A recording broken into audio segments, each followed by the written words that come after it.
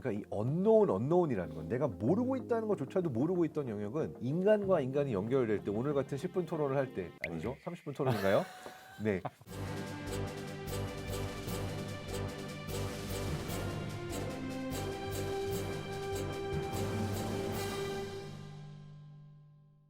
안녕하십니까. 오늘 10분 토론에서는 우리들 뇌에 대한 궁금증을 풀어볼 텐데요. 뇌에 대한 미스터리부터 또 최근에 나온 재미난 연구들까지 풀어주실 전문가 두 분 모시고 토론 시작하겠습니다. 안녕하세요. 저는 뇌과학과 미래 기술들을 널리 알리려고 노력하고 있는 과학 커뮤니케이터이자 뇌과학자 장동선입니다. 반갑습니다. 안녕하세요. 저는 과학을 열심히 공부하면서 거기에 대한 철학적 탐색을 하고 있는 과학 철학자 이상욱이라고 합니다. 뇌 과학자라고 제가 불러야 되는 것 같고, 그리고 과학 저는 철학자이시잖아요. 철학자입니다. 뇌를 바라보는 어떤 관점이 다른 걸까요? 저의 주 연구 영역이 perception이었어요. 인지. 그러니까 세상에 수없이 많은 신호들이 존재하는데 뇌는 신호들을 다 인지하지 못하거든요. 그중에 일부만을 우리가 인지해서 의식적으로 기억하고 우리 의식 안에 들어오는 정보들이 내가 알고 있는 세상이 되는 건데 그 과정에서 어떤 신호들이 어떻게 들어오고 뇌 안에 남는가, 이게 저의 주 연구 분야였습니다. 그러다 보니까 교수님께서 연구하시는 과학 철학에서 바라보는 의식의 영역하고 맞닿아 있는 부분들이 좀 있죠. 뇌나 의식을 전통적인 철학에서는 주로 어떤 관점에서 봤냐면 심리 철학이라는 분야가 있어요. 예. 그게 이제 영어의 필로소피 오브 마인드, 마음의 철학을 번역한 건데 그걸 왜 심리로 번역했냐면 그 마음이 작동하는 뇌라든가 물질적 기반은 다 빠져 있는 거예요. 그래서 옛날 심리 철학 논의들은 그 뇌에 대한 언급이 거의 없습니다. 그 마음이 얼마나 물질과 다른가, 그게 주로 강조됐어요. 그러니까 제가 학부 다닐 때 들었던 심리 철학은 주로 마음은 물질과 너무너무 다르고 그런데도 불구하고 세상은 물질로만 이루어져 있는 것 같은데 이거를 어떻게 이해해야 될까, 그게 유명한 마인드 바디 프로블럼입니다. 마음 물질 문제. 왜냐하면 두 개가 같아야 되는데 다르니까 그것 자체를 주로 이제 추상적으로 논의했던 거죠. 그래서 이쪽 예. 철학자들이 항상 그 자주 받는 질문 중에 하나가 영혼은 있는가? 뭐 그런 것들. 맞아. 왜냐하면은 이 마음과 몸, 이 두 개입니까 하나입니까 이렇게 네. 물어보거든요. 근데 이쪽에서는 이 두 가지를 일단 나눠서 보던 그렇죠. 철학의 그렇죠. 전통이 있다 보니까 근데 요즘에 추세가 바뀌고 있어요. 왜냐하면 실제로 마음과 관련된 그런 논의들을 하면 할수록 뇌가 엄청나게 중요하게 부각되고 그리고 뇌에 대해서 우리가 예전보다 훨씬 많이 알게 됐거든요. 말씀하신 심리 철학, 필로소피 오브 마인드에서는 일단 마음이라고 하는 것이 어떻게 생겨나는가를 봤는데 왜 뇌과학이 급부상하게 됐는가? 이 마음과 물질을 잇는 그렇죠. 중간 지점이 필요한데 그 중간 지점이 뇌가 된 거죠.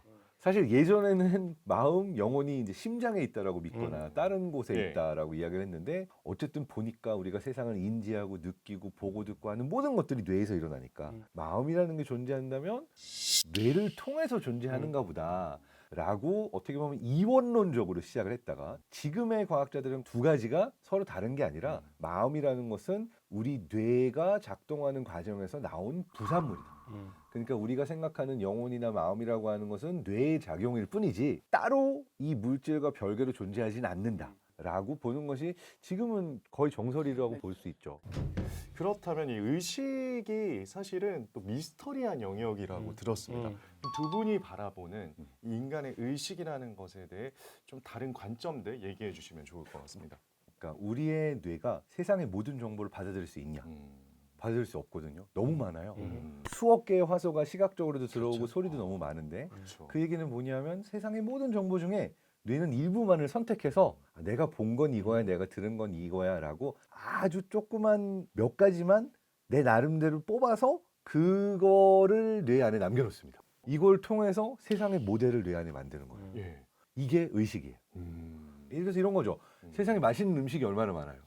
세상에 음식의 종류가 무한하게 많죠. 네. 그렇지만 나의 위장의 크기는 제한되어 있기 때문에 내가 오늘 이 책상 위에 올릴 수 있는 플레이트와 나의 식사는 제한되어 있는 것처럼 예. 내가 경험할 수 있는 이 세상의 정보는 아주 한정적입니다. 그런데 무엇을 선택해서 내가 어떻게 세상을 보고 듣고 경험할 것인가, 이거를 선택하는 것이 우리의 의식이라고 보면 돼요. 그러면은 그 의식에 대해서 큰 비중을 차지하는 어떤 신호는 뭔가요? 시각인가요? 뭐 청각인가요? 그러니까 인간의 경우에는 기본적으로 시각에 가장 의존을 하고 있긴 한데요. 사실은 이게 시각, 청각 다 나뉘는 게 아니라 합쳐져서 이런 거죠. 지금 아나운서님이 저를 보고 있으면 네. 제 얼굴을 보고 있는 정보는 후드엽의 FFA라고 하는 영역에서 제 얼굴을 인지해요. 저희 움직임을 인지하는 영역은 운동을 담당하고 있는 두정엽 위쪽에서 인지를 해요. 저희 목소리는 청각 영역 측두엽 쪽에서 인지를 하고 있습니다. 네. 무슨 얘기냐면 저라는 사람을 통째로 장동선 박사 인터뷰를 하고 있지만 네. 뇌 안에서 장동선 박사의 신호를 받는 영역은 제각각 엄청나게 많은 다른 영역들인 거죠. 그렇지만 지금 장동선 박사의 목소리 따로 얼굴 따로 움직임 따로 경험하고 있지 않잖아요. 네, 그거를 하나로 보고 있죠. 그거를 묶어주는 역할을 하는 거를 우리가 의식이라고 부를 수 있는 거죠. 저게 그 철학계에서도 유력한 이론 중에 하나예요. 아직 뭐 네. 확실한 건 모르지만 어떤 현상이 관측돼 있냐면 실험을 되게 교묘하게 설정해가지고 동일한 대상에 대한 시각 정보와 청각 정보와 촉각 정보를 다르게 만들 수 있어요. 일부러. 근데 재밌는 건 그 실험을 해보면 우리 뇌의 어떤 영역이 그렇게 서로 충돌하는 이런 감각 정보들 사이에 조정을 한다는 사실이 알려져 있어요. 그러니까 시각 정보가 맞는 것 같아. 그래가지고 청각 정보를 무시하거나 이야. 이번엔 청각이 맞는 것 같아. 시각 정보를 무시하거나 내 뇌는 내가 한 사람이라고 생각하잖아요. 근데 영역마다 조금씩 다른 조그만 뇌가 있는 거예요. 그래서 각자 목소리를 내는 거야. 야, 내가 보기에는 세상은 이런 것 같아. 아니야, 무슨 소리야. 내가 보기엔 이런 것 같아. 이렇게 다양한 목소리가 있을 때 그것들을 모아가지고 일종의 중앙에서 얘 말이 요건 맞는 것 같아. 이렇게 센트럴 스페이스 내에서 의사결정을 하는 그게 의식이다. 그런 얘기들이 철학자들 사이에서 상당히 인기가 있어요. 그 의식 얘기하시니까 최근에 뭐 뇌과학에 대한 재미난 연구들도 있다고 들었거든요. 이제 철학자 입장에서는 네. 굉장히 흥미로운 게 뭐냐면 전통적으로 철학에서 뇌와 마음의 관계를 상정할 때 데카르트를 비롯해서 가장 먼저 주목한 건 지각이에요. 퍼셉션. 그러니까 우리가 외부 세계를 볼 때 시각으로 일단 보고 청각으로 듣고 촉각으로 만지고 이런 정보가 들어와서 이게 뭔지를 파악하잖아요. 흔히 이제 철학자들이 데카르트 극장이라고 얘기하는데 그 방식을 어떻게 얘기하냐면 그런 다양한 정보가 우리의 감각기관을 통해서 들어오면 그게 뇌의 큰 영사막 같은 데다 이렇게 딱 투영이 돼가지고 그걸 이제 바라본다는 거죠. 그래서 우리가 그걸 느끼게 된다는 건데 그거의 문제점은 그러면 우리 뇌 속에 그 영사막을 보고 있는 조그만 뇌가 또 있어야 될 거 아니에요. 호몽큘러스 프로블럼이라고 하는데 그러면 그 호몽큘러스 뇌 안에도 또 그걸 바라보고 있는 또 조금만 또, 더, 네. 예, 그래서 무한 소급이 된다고요. 네. 그래서 실제로 그런 방식으로 뭔가 그 데이터가 다 집적돼 가지고 우리가 영화를 보는 방식으로 세계를 인지한다는 거는 사실 논리적으로 불가능하다는 게 인지가 되었고 최근에 그걸 좀 더 자세히 알아보니까 실제로 그 감각기관에서의 데이터가 내 뇌에 도달하기 전에 내 뇌가 이미지를 먼저 형상하고 있는 그런 경우들이 생기기 시작하고 그러면 얘는 어떻게 형성했냐? 그 전의 경험들, 그 전에도 봤고 아니면 비슷한 것도 봤으니까 그것들을 가지고 축적했던 예상을 데이터로 하는군요. 예상을 해서 가장 프로버블 시나리오로 구성한 다음에 나중에 데이터가 들어오면 커렉션 하는 거예요.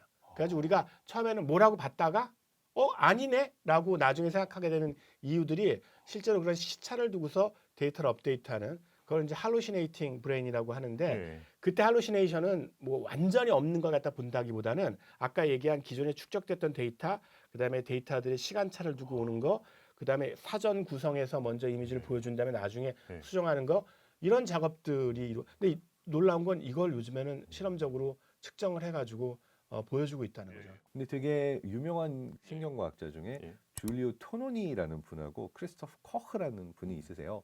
근데 이분들이 만들었던 이론 중에 하나가 IIT라고 Integrated Information Theory라는 게 있어요. 그러니까 말하자면은 통합된 정보 이론이라고 해야 될까요? 정보의 양이 통합돼 가지고 특정 종류의 역치 이상의 정보가 됐을 때 의식이라는 게 생겨난다라고 하는 가설을 가진 거예요. 예. 근데 이 가설에 의거해서 우주에 존재하는 예를 들어서 나무, 식물 뭐 이러한 존재들도 다 보니까 진공 상태의 우주보다는 나무 안에 이 통합되어 있는 정보의 양이 어쨌든 많은 거죠. 그렇죠. 그러면 아주 원시적이더라도 사실은 나무라든지 아니면 심지어 돌멩이 안에도 미생물들이 살고 있고 이 흙덩어리 안에도 그냥 진공 상태 우주보다는 더 많은 정보들이 있을 거 아니에요. 네. 그러면은 이 수식대로만 의식을 정의하게 되면 이 정의 안에서는 나무도 돌멩이도 아주 원시적이지만 의식이 있어야 된다라고 보는 거죠. 이건 되게 물리학적으로 수학적으로 설명을 했을 때 그 정의 안에서 그런 건데 예.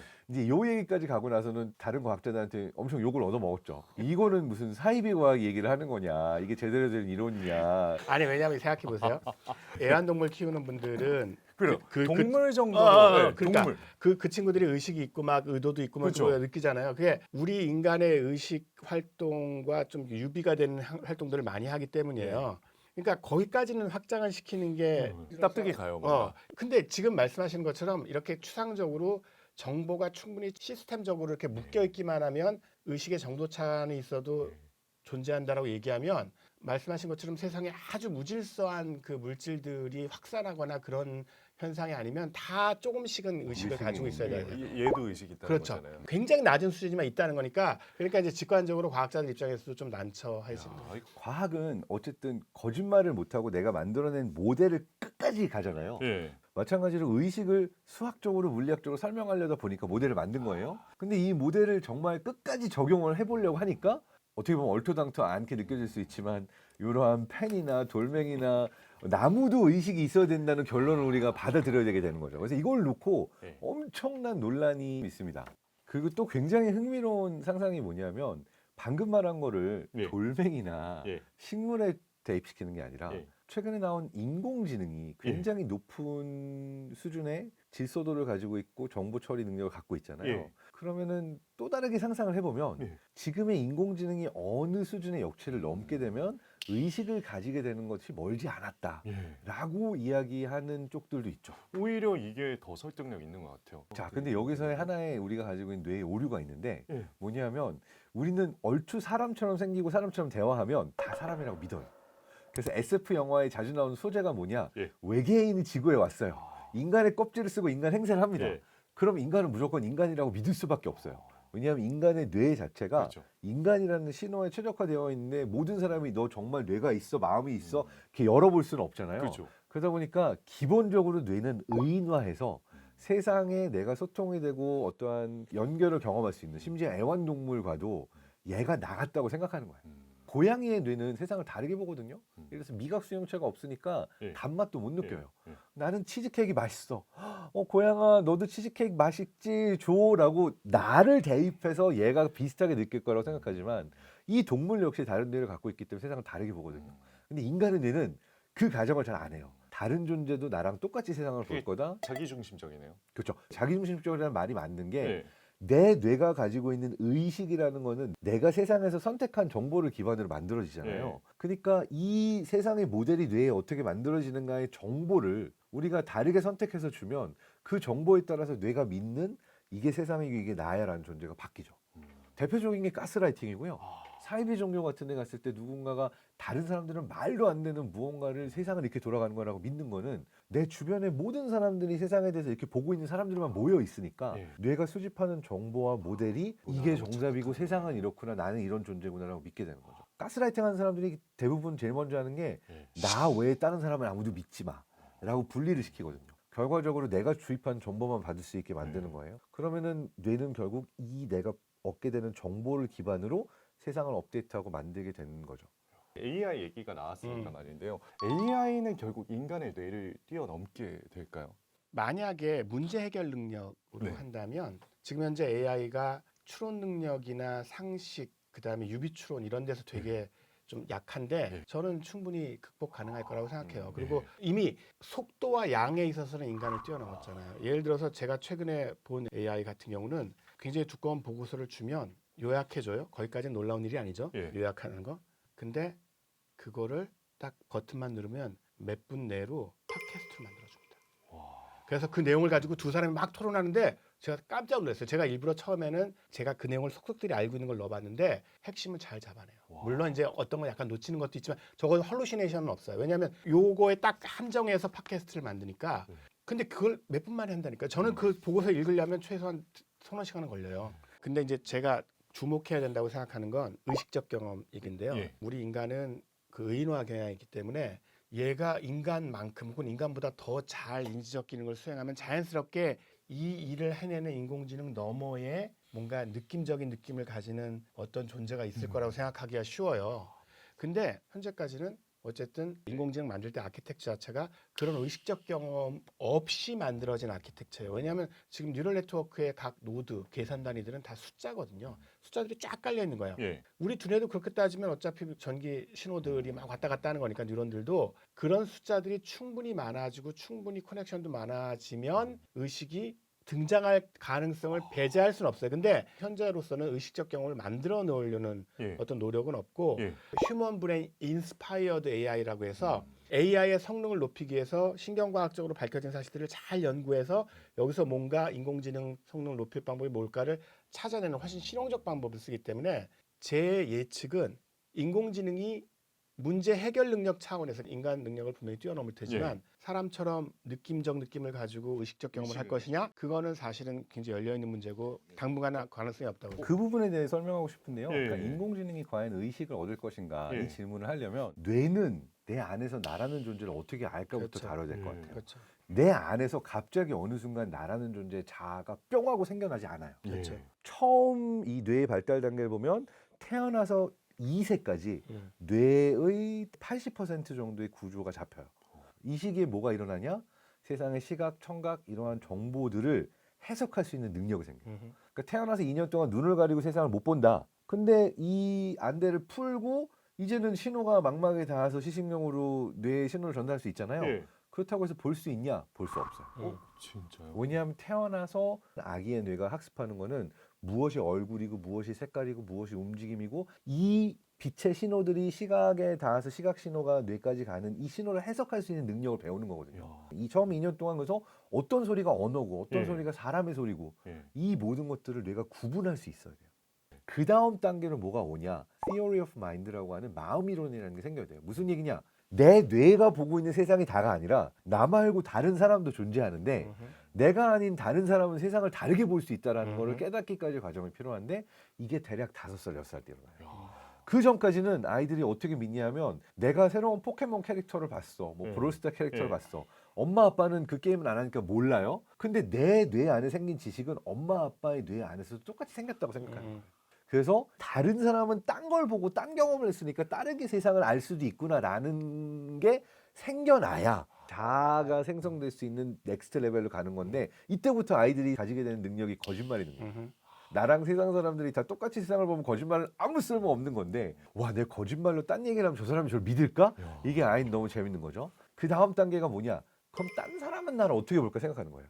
이게 이제 사춘기 때 예. 친구들이 나 어떻게 볼까? 내가 이 옷을 입으면 오늘 티셔츠 입고 왔는데 뭐 이러한 것들을 이제 생각하면서 어느 순간 이제 20대 초반이 돼서 전두엽에서 발전하는 시기까지 가게 되면 딴 사람이 없어도 나 혼자 시뮬레이션으로 내가 어떤 존재인가를 상상할 수 있는 능력이 생기면서 나의 자아가 이제 단단해지는 시기가 오는 건데 보신 것처럼 내 안에서 뿅 생기는 게 아니라 나랑 타인이 다르고 딴 사람은 나를 어떻게 볼까? 딴 사람이 없는 곳에서 나는 어떤 존재일까? 이 생각의 과정을 다 거칠 수 있는 능력이 생긴 다음에야 타인을 거쳐서 내가 생기잖아요. 예. 인공지능으로 돌아가서 예. 인공지능은 새로 나온 스마트폰에 탑재돼 있어도 옆에 스마트폰이 배터리 꺼질까 봐 걱정 안 해줘요.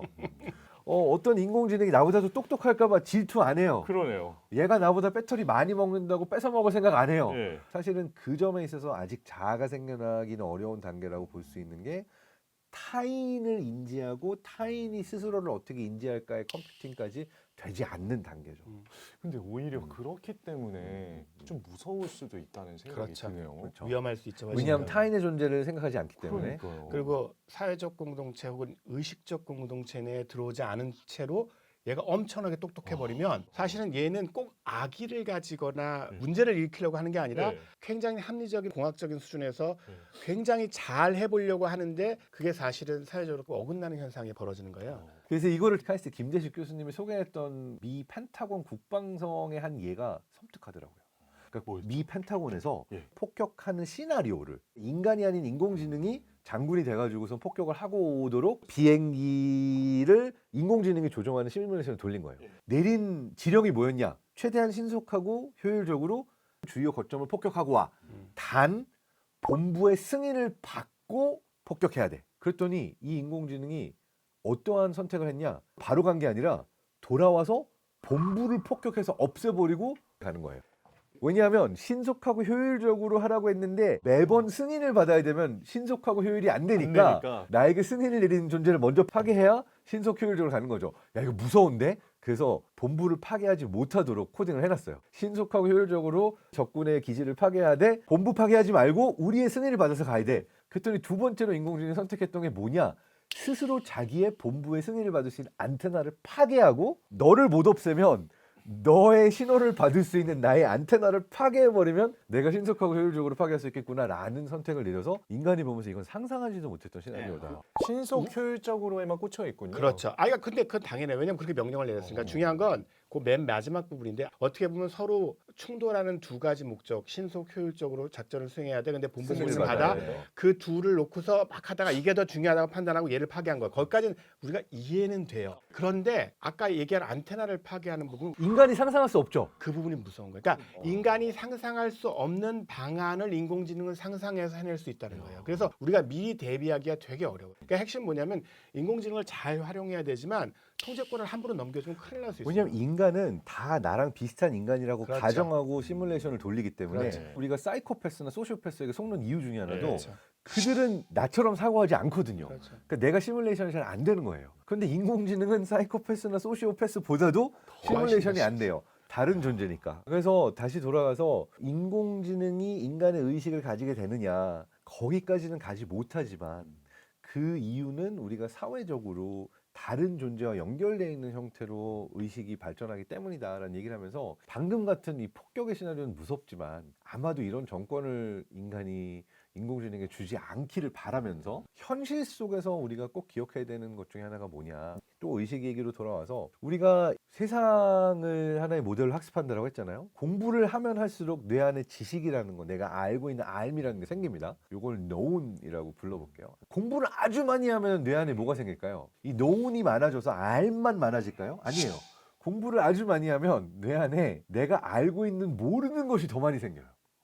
그래서 보통 어느 과목이건 석사 졸업했을 때 자신감이 제일 쩔어요. 근데 이제 공부를 진짜 오래 해서 그 이후로 10년 정도 박사, 포사까지 연구를 하다 보면 내가 연구한 이 전공 분야는 우주의 티끌먼지만큼 조그만 영역의 전문가일 뿐이지 그 밖에 내가 모르는 것이 얼마나 많은지가 공부하면 공부할수록 많이 생겨서 우리가 이거를 known, unknown이라고 부를 수 있어요. 근데 재밌는 거는 인공지능이 워낙 공부를 많이 하고 학습을 많이 하다 보니까 이 known, unknown을 컴퓨팅하는 데까지는 갔어요. 그러니까 내가 학습한 것만 아는 게 아니라 학습하지 않은 내가 모르는 영역까지도 컴퓨팅을 하거든요. 이게 지금의 인공지능이 대단한 겁니다. 자, 그런데 인간의 의식이 특별한 거는 뭐냐라고 저는 생각을 하냐면 인간과 인간이 있을 때는 내가 알고 있는 거 모르고 있는 거 외에 또 뭐가 있냐? 내가 모르고 있다는 것조차도 모르는 세상이 존재해요. 그러니까 이 unknown이라는 건 내가 모르고 있다는 것조차도 모르고 있던 영역은 인간과 인간이 연결될 때 오늘 같은 10분 토론을 할 때 아니죠? 30분 토론인가요? 네. 이런 토론을 할 때 다른 인간을 통해서 내 뇌가 세상을 담을 수 있는 그릇이 넓어지는데 네. 인공지능은 아직까지 이 unknown까지는 못 간다라고 보는 게 인공지능과 인공지능이 서로를 이해하려고 그러고 협업하고 소통하고 연결하고 교류하는 단계까지 가지 않고는 unknown을 가져가지 못하지 않을까. 현재 인공지능 학계에서는 그래서 인공지능을 만드는 방식을 좀 혁신적으로 바꿔야 된다는 논의도 나와요. 현재까지 만드는 방식은 이미테이션 게임을 잘하는 인공지능을 만드는 거예요. 인간 행세를 잘하는 그렇죠. 사람이 만들어낸 수많은 데이터를 막 때려 넣어가지고 예. 거기서 패턴을 봐서 사람하고 비슷하게 어떨 때는 훨씬 빠르게 이렇게 하는 거. 근데 그렇게 하다 보면 오해하거나 예. 막 오버하거나 그런 문제들이 생겨난단 말이에요. 그래서 전 세계에서 가장 많이 팔린 인공지능 교과서의 저자인 스튜어트 러셀이라는 사람이 제시하는 건데요. 이미테이션 게임 말고 어시스턴트 게임을 하는 인공지능을 만들자는 거예요. 그게 무슨 뜻이냐면 인공지능은 처음에 백지 상태에서 출발을 해요. 사람을 도와주려고 하는데 이 사람이 뭘 원하는지, 그 사람이 무슨 생각하는지, 무슨 욕구가 있는지, 그리고 더 힘든 게 사람들의 욕구가 서로 충돌하기도 하고 내부에 일관성이 없잖아요. 내 아침- 말과 행동이 일치하지 않죠. 아침에는 그 치즈케이크를 먹고 싶어 하다가 안 돼, 살찌면 안 돼, 뭐 이렇게 해가지고 그런 것들을 다 집어넣으면은 최대한 도와주려고 하다가 어느 순간에는 사람한테 최선의 도움을 주는 행동이 뭔지에 대해서 불확실성이 너무 커질 수가 있어요. 이 점이 중요한데 러셀은 여기서 알고리즘적으로 어시스턴트를 어떻게 하는 게 좋은지에 대한 불확실성이 커지면 스스로를 셧다운하는 기능을 맞아요. 집어넣는 거예요. 그걸 하려고 하지 않아야 어. 된다. 예를 들어서 인간이 너무 불안이 많고 걱정이 많아 늘 힘들어하는 모습을 봐요. 아, 저 사람은 전두엽이 너무 과활성화돼서 힘들구나 이게 라고 전두엽을 확 이렇게 없애줘야겠다. 없애버리는 게 답이 되는 게 아니잖아요. 근데 인공지능이 그러한 그럴 도움이 수가 되고자 있어요. 하는 의도로 자기를 그걸 하지 않도록 하는 게 중요하죠. 네. 이런 너무 극단적인 해결책이 나오는 것을 여기서는 스탑해야 돼라고 코딩을 하면 그 말을 듣나요? 그거는 집어넣을 수 있어요. 집어넣을 수 그건 있는데 돼요? 근데 어려운 점은 뭐냐면 그 판단이 어렵잖아요. 그러니까요. 그 기준은 그 어떻게 판단을 만들기 위해서 결국은 사회화 과정을 거쳐야 된다는 거예요. 인공지능으로 하여금 지금처럼 이렇게 사이버 공간에서 데이터만 집어넣어가지고 훈련시키지 말고 얘네들을 사람하고 상호작용하면서 일종의 사람의 규범이나 사람의 가치를 익혀서 이 사회 내에는 인권이라든가 기본 가치가 있잖아요. 이 핵심 가치는 다 지켜가면서 저 사람 말을 들어야겠구나. 그러니까 예를 들어서 독재자한테 인공지능이 들어가면 함부로 독재자 말은 무조건 듣지 말고 네가 나한테 이렇게 명령해도 난 그건 못하겠다라고 얘기할 수 있는 인공지능을 만들어야 돼요. 자, 근데 여기서는 이제 세상을 낙관적으로 보는 사람들과 비관적으로 보는 그렇지. 사람들이 부딪힙니다. 예를 들어서 저 같으면 또 이렇게 딴지를 걸 거예요. 세상을 실제로 부딪히면서 배우게 되면 세상의 차별과 권력 맞아요. 싸움과 정치와 맞아요. 이 모든 안 좋은 것들을 더 먼저 배우게 되지 않을까. 그렇지. 그래서 이제 인공지능이 어떻게 발전할 것인가라는 건 우리가 더 많은 담론과 맞아요. 사회적 논의를 통해서 더 많은 사람들이 고민해 볼 필요가 있어요. 네. 근데 저는 가장 첫 번째 되는 하나의 원칙이 뭐라고 생각하냐면 인공지능이 아무리 우리에게 쓸모가 있고 인간 행세를 잘해도 인간에게 줘야 할 존경과 감정, 사랑은 인간에게만 주고 인공지능은 인간이 아니라는 거를 어려서부터 교육을 통해서 아는 것들이 되게 중요하고 우리가 인공지능의 지배를 받는 노예가 되는 게 아니라 인공지능을 잘 활용하는 주인이 되는 게 네. 중요한데 이미 우리가 인공지능의 노예예요. 많은 이 영상들과 알고리즘의 유혹에 빠질 수밖에 없게 만드는 것은 사실 인공지능의 노예가 되는 거거든요. 네. 그래서 우리가 어떻게 하면 주도적으로 이걸 사용할 수 있을까라고 하는 것들이 중요한데 최근에 유니세프와 유네스코에서 아이들과 교육 현장에서 어떻게 생성형 AI를 사용해야 되는가에 대해서 예. 가이드라인을 내놨어요. 하나는 이 영어 중심으로 또는 중국어 중심으로 특정 헤게모니를 통해서 다양성을 인정하지 않는 시스템을 가지 않도록 해야 된다. 그러니까 우리는 되게 다양한 사람들이 살고 다양한 문화와 생각을 가진다라는 것들을 인공지능을 사용하는 세상에서도 주요 가치로 놔야 하고 두 번째는 휴먼 에이전시. 그러니까 인간이 스스로 주도권을 가지고 선택하고 판단하는 것을 결코 놓아버려서는 안 된다. 이거는 결국은 우리의 지능, 우리의 의식이 어떻게 보면 퇴화하는 결과로 갈 수도 있다라고 경고를 날리고 있죠. 사실 미국에서는 이제 SNS에 대한 그 중독성, 위험성에 대해서 끊임없이 얘기가 나오고 있는데 뇌과학자와 이 과학 철학자가 사실 보시기에 어느 정도 위험한 건가요? 이 위험성이라고 하는 게 우리가 뭉뚱그려서 모든 스마트 기기, 디지털 기기, 게임이 다 위험하다라고 봐서는 안 돼요. 어떠한 것들은 중독시키기도 하지만 어떠한 것들은 순기능도 있잖아요. 치료를 할 수도 있어요. 제가 강조하고 싶은 부분은 뭐냐면 최근에 불안 세대라고 조나탄 하이트 교수님이 쓴 책이 이슈가 되는데 2010년대 이후에 태어난 디지털 네이티브라고 불리는 세대가 예. 자아 정체성이 훨씬 불안정하고 특히 불안, 우울, 자살률이 급격하게 올라갔어요. 근데 이게 어느 나라와 어느 세대에서 올라갔냐면 세상에서 내가 받게 되는 피드백이 오프라인에서 실제 사람을 만나서 받게 되는 피드백보다 온라인으로 받게 되는 피드백이 더 많았던 대부분의 세대에서 여러 나라에서 공통적으로 일어났거든요. 이거를 최근에 뇌과학자들이 연구를 하면서 뭘 알게 되냐면 나의 자아, 나의 의식, 내가 어떤 사람이라는 걸 우리가 어떻게 알게 되냐. 예. 보통은 다른 사람과 직접 부딪히면서 물리적인 세상 속에서 알게 돼요. 상호작용이 있어야 네. 되는 거죠. 그래서